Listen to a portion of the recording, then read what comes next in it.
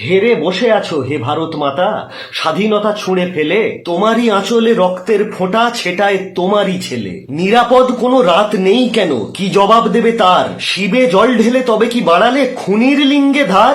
নারীর শ্লীলতা যত কোমলতা ধ্বংস করেছে ওরা, তীরের ফলায় বিষ মাখিয়েছি, বাকি আছে শুধু ছোঁড়া। কে ওরা, কি করে, কি নাম, কি খায়, একা তো ছিল না কজন? ধড় থেকে মাথা কেটে ফেলা হোক, ছেঁটে ফেলা হোক ওজন। পশু নামে কেউ ডেকো না ওদের, পশুরও লজ্জা হয়। খাবার জোটাতে শিকার করাটা কোনো ধর্ষণ নয়। নরপিশাচ বা রাক্ষস বলো কিংবা দানব দত্তি, মানুষও নেমেছে রাস্তায়, পথ ছাড়বে না এক রত্তি। উঠেছে স্লোগান, বেজেছে শঙ্খ, ঢোল করতাল কাশি, মানুষই এবার জল্লাদ হয়ে গলায় পরাবে ফাঁসি। যত চেষ্টাই করো না তোমরা, দিতে চাও ধামা চাপা, খোঁজ নিয়ে দেখো শুরু হয়ে গেছে খুনিদের বুক কাঁপা। ধর্ষক যদি সৃষ্টি করো হে, ঈশ্বর রাখো শুনে, মরে যাবে ওরা জন্মের আগে মায়ের পেটেই ভ্রূণে। ধর্ষকদের শাস্তি আমরা সবাই চাই, কিন্তু প্রশাসন দর্শক, এবং সোচ্চার দর্শক নয়, নীরব দর্শক। আমাদের প্রশাসন, আমাদের সরকার কি বলছে আপনারা মেয়েটার নামে কিছু করতে চাইলে করুন, যা টাকা লাগে আমরা দেব। টাকা কে চায়? টাকা জনগণ বিচার চায়। কোন জনগণ? যেই জনগণ কিছুদিন আগেই আপনাকে ভোটে জিতিয়ে সরকারে এনেছে। জনগণ রাস্তায় নেমেছে, রাস্তায় দলমত নির্বিশেষে রাস্তায় মিটিং করছে, মিছিল করছে। পৃথিবীর এই নজিরবিহীন প্রতিবাদ আন্দোলনকে সমর্থন না করে তাদের গায়ে রাজনৈতিক রং লাগাচ্ছেন। সিপিএম, বিজেপি এসব ছেড়ে একটু বেরোন দয়া করে। লজ্জা করে না? আজ তারা পর্যন্ত রাস্তায় নেমেছে যারা কোনোদিন জীবনে কোনো আন্দোলনে সামিল হননি। কিসের জন্য হচ্ছে এই প্রতিবাদ? কিসের জন্য হচ্ছে এই বিপ্লব? শুধুমাত্র সঠিক বিচার পাওয়ার জন্য, আসামিদের যোগ্য শাস্তির দাবিতে। আর আপনারা হঠাৎ একটা সভা ডাকলেন। সেই সভায় আপনার পাশে দাঁড়িয়ে আছে কারা? বাংলার সব থেকে মেরুদণ্ডহীন কতগুলো নন এন্টিটি সেলিব্রিটি, কতগুলো ধান্দাবাজ টিভি স্টার, কতগুলো সুবিধাবাদী সাংস্কৃতিক জগতের মানুষ। সেই সভায় কি বললেন? নির্যাতিতার ফাঁসি হোক।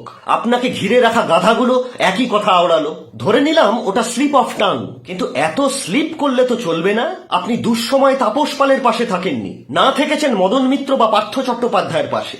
আপনার চরম অনুগামী অনুব্রতকেও দূরে সরিয়ে রেখেছেন, পাছে আপনি নিজে কলুষিত না হয়ে যান সেই ভয়ে। তাহলে আজ ওই ধর্ষকগুলোর পাশে থেকে ওদের বাঁচাতে চাইছেন কেন? ওরা আপনার কে? আত্মীয়, তাবেদার, পোষা গুন্ডা, পরম বন্ধু? কে ওরা? ন্যাকামো হচ্ছে।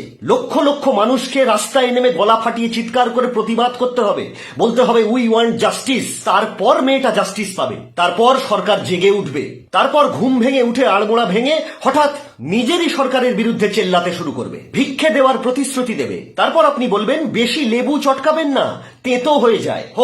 হোক তেতো, সত্যিটা তেতোই হয়, এটাও জানেন না? ছাড়ুন, অনেক হয়েছে। এবার কিছু ইতিবাচক পদক্ষেপ তো আপনাকে নিতেই হবে। তাহলে অন্তত একজন উদয়ন পণ্ডিত রাতের বিভীষিকা কাটিয়ে সঙ্গে কয়েক হাজার সচেতন মানুষকে নিয়ে মশাল হাতে ক্রমশ এগিয়ে আসবে আপনার দিকে, এসে বলবে অনাচার করো যদি রাজা তবে ছাড়ো গদি, যারা তার ধামাধারী তাদেরও বিপদ ভারী।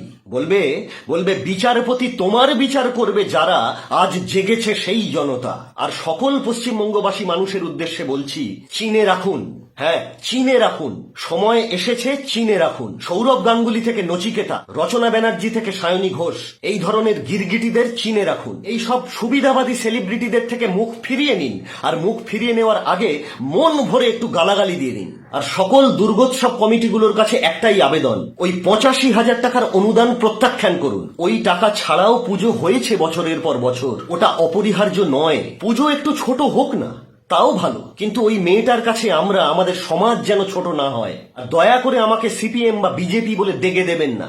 এই আন্দোলন চলুক, বিদ্রোহের মশাল জ্বলুক, অপরাধীরা শাস্তি পাক। নমস্কার।